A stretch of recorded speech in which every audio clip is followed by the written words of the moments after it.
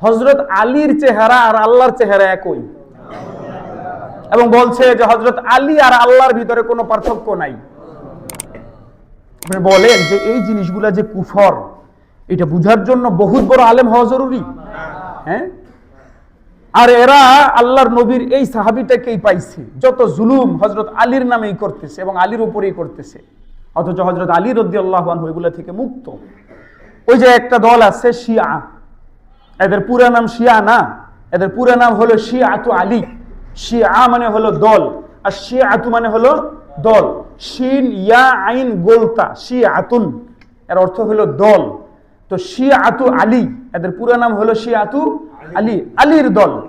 মানে কি, মুনাফিকরা ইসলামের বিরোধিতা করার জন্য এবং ইসলামকে বিকৃত করার জন্য, মানুষকে ইসলাম থেকে বিমুখ করার জন্য, ইসলামকে নষ্ট করে দেওয়ার জন্য এরা যখন ফন্দি ফিকির আটছিল, তখন এরা চিন্তা করলো পুরোপুরি ইহুদি নামে বা বাইরের নামে বললে তো হবে না, বলতে হবে মুসলমানের নাম ধইরা, এবং মুসলমানদের যে আবেগের জায়গা, ওই জায়গার মোড়ক দিয়ে বলতে হবে।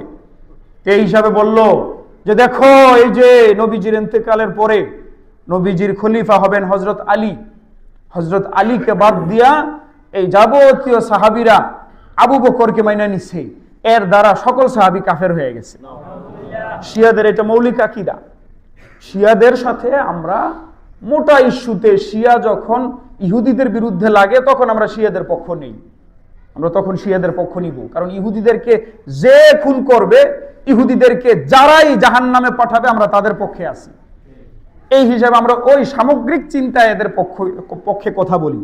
কিন্তু শিয়াদের মারাত্মক কুফরি আকীদা আছে, এবং এরা আমাদের সুন্নি মুসলমানদেরকে মুসলমান মনে করে না।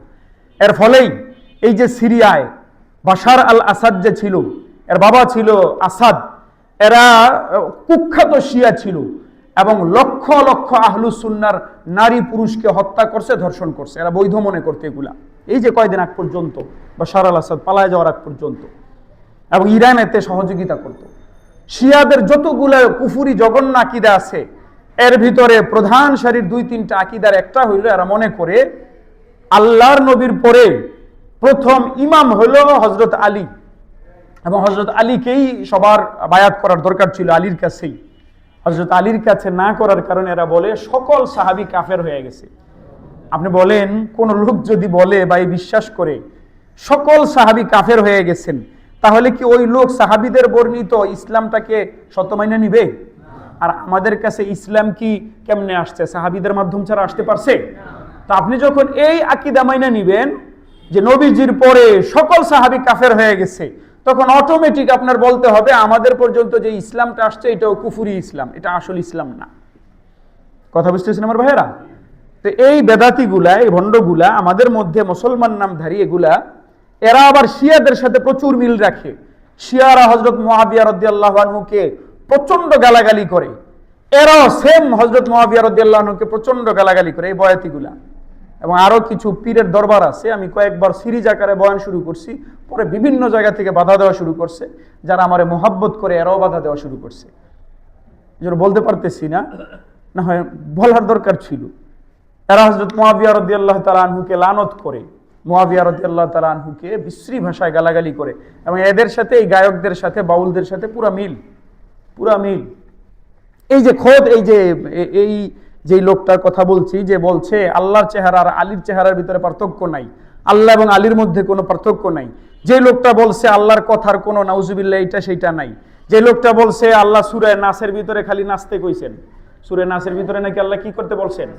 নাচতে বলছেন, এই সেম লোকটাই বলছে যে মুফতি আলাউদ্দিন জিহাদি উনি খুব ভালো আলেম, উনি আমাদের সুন্নি আকীদার লোক। কি বলছে? উনি আমাদের সুন্নি আকীদার লোক। আশ্চর্য কথা হলো, এই লোকগুলা সুন্নতের কোনো ধার ধারে না, শরীয়তেই মানে না, কিন্তু এরা আবার নিজেদের নাম রাখছে সুন্নি। আশ্চর্য এক বিষয়। সুন্নি তো বলা হয় যে খালি ফরজ মানে না, সুন্নত মানে। এক ব্যক্তি সুন্নতই মানে না, এরপরও সে নিজেকে সুন্নি দাবি করে, এটা কি কোনো হাস্যকর বিষয় না? তো দেখেন, এই যে এই বিষয়টা আমি মনে করছিলাম যে বাংলাদেশে মনে হয় এই ধরনের লোক কম। আমার ভাইয়েরা, এই বিষয়গুলো খুব দরদের সাথে প্রচুর পরিমাণে মসজিদে মসজিদে আলাপ হওয়া দরকার। মনে রাখবেন, এই যে খেয়াল করেন, একটা ব্যক্তি পুরা জীবন নামাজ পড়তে পারে নাই, পড়ে নাই অলসতা কইরা, কিন্তু তার বিশ্বাস ছিল নামাজ ফরজ।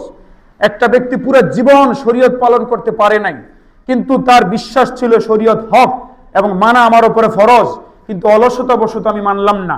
এই ব্যক্তিকে হইতে পারে আল্লাহ মাফ করে দিবেন। 50 বছর লোকটা নামাজ পড়ে নাই, কিন্তু তার বিশ্বাস ছিল নামাজ ফরজ।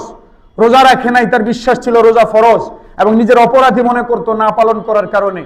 হইতে পারে আল্লাহ তাআলা মাফ করে দিবেন আল্লাহ, কারণ কোরআন মাজিদে আল্লাহ বলছেন আল্লাহ তাআলা শিরক ছাড়া সব গুনাহ মাফ করে দিবেন। শিরক এবং কুফরি ছাড়া আল্লাহ সব গুনাহ কি করবেন? মাফ করে দিবেন যাকে চান।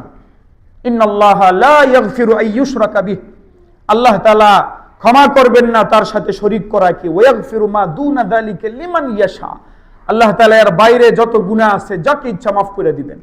শিরক ছাড়া, কুফর ছাড়া আল্লাহ মাফ করে দিবেন। কিন্তু কোন ব্যক্তি যদি মনে করে পুরা শরীয়ত না, শরীয়তের একটা বিধান কি কেউ যদি মনে করে এটা জরুরি না, এটা আমি মানবো না, এটা আমার মানার দরকার নেই, তাহলে ওই ব্যক্তি কাফের হয়ে যাবে। শুধু একটা বিধান, তাহলে এটা একটা ভয়াবহ বিষয় না? এই জন্য এই আলোচনাগুলো প্রচুর পরিমাণে হওয়া দরকার। আমাদের ঈমানটাও যদি নষ্ট হয়ে যায়, তাহলে তো হাসরের মাঠে আখিরাতে মুক্তির আর কোনো পথই থাকবে না, পথই থাকবে না। আমল তো অলরেডি বাতিল হয়েই গেছে মুসলমানের, আমল তো একেবারেই নষ্ট পর্যায়ে চলে গেছে, আমল নাই বলতে গেলেই চলে। এখন যদি এই শেষ ঈমানটুকুও চলে যায়, তাহলে তো আর দুঃখের শেষ থাকবে না। সুতরাং আমার ভাইয়েরা, আমি আশা করি এতটুকু আলোচনার দ্বারা আপনাদেরকে বুঝাইতে পারছি। সুস্পষ্ট কথা বলেন, শরীয়তের কোনো একটা বিষয়কে কেউ অস্বীকার করলে মুসলমান থাকে না কাফের হয়ে যায়? আর ওই জায়গায় যদি পুরা শরীয়তকে কোনো ব্যক্তি অস্বীকার করে, সে মুসলমান থাকবে না, সেও কাফের হয়ে যাবে, সেও কাফের হয়ে যাবে। আল্লাহ তাআলা আমাদের সবাইকে বুঝার আমল করার তৌফিক দান করেন।